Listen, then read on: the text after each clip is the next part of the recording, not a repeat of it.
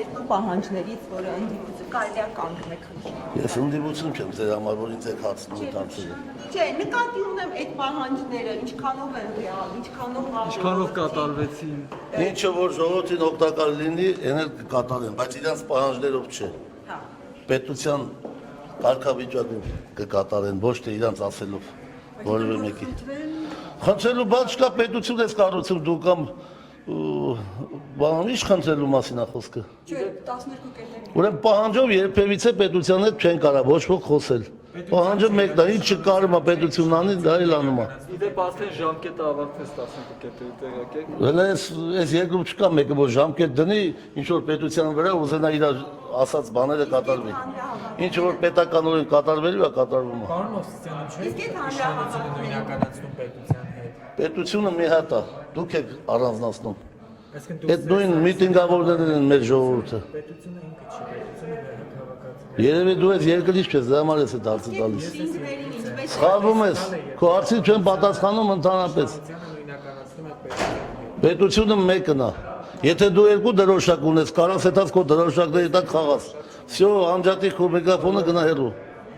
Իսկ այդ ընդդիմության հանրահավաքներին ինչպես եք Դա վերաբերվում։ սովորական բան է,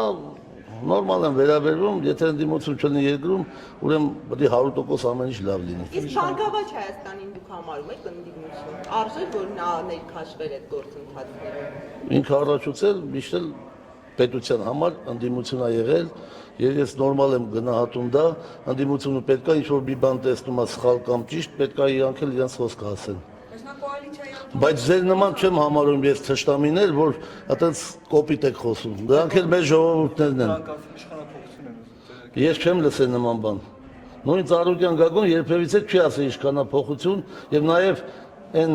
անունը ինչ է, Արամ Մանուկյանը ինչ է, չեմ անում նախագահի ասել, նա նշանակում է իր տունն էլ այդ վիճակում կարգավորում։ Քֆուրա տալիս 100-յան քանը միտինգի ժամանակ նախագահին, դա երկրի ֆլագ, դա երկրի դրոշն է։ Ուրեմն նրանք սրբություն չունեն, որ նախագահին քֆուրա տալիս։ Քաղաքական պատգամավորներն են կսպանում իրենց հենց ազգային ժողովում։ Երկաթը տակ-տակ է ծեծում, բայց ինքը անիմաստ է անում։ Դուք եք հայրում, Պետք է լինի, նորից եմ հայոյում, բայց ես թաքուն չեմ անում այդ ամեն ինչը, բայց ոչ երկրի նախագահի հասցեն, դա նշանակում է երկրի դրոշին, դու նշանակում ես սրբություն չունես, ես անհատին եմ հայոյում, իսկ երկրի դրոշին, երկրի հիմնին, երկրի ղեկավարին, դա ամբողջ աշխարհի համար ես համարում եմ դավաճան։ Ընդդիմադիրներին չենք հայոյել մենք երբեք, ընդամենը իրաց տեղն ենք դրել։ դուք քաղաքացիներին կարող եք վիրավորել։ Նախագահ չի Չի կարող նախագահի Արամ Մանուկյանը շատ փոքր որ համարի կամ չհամարի հաջողություն ձեզ։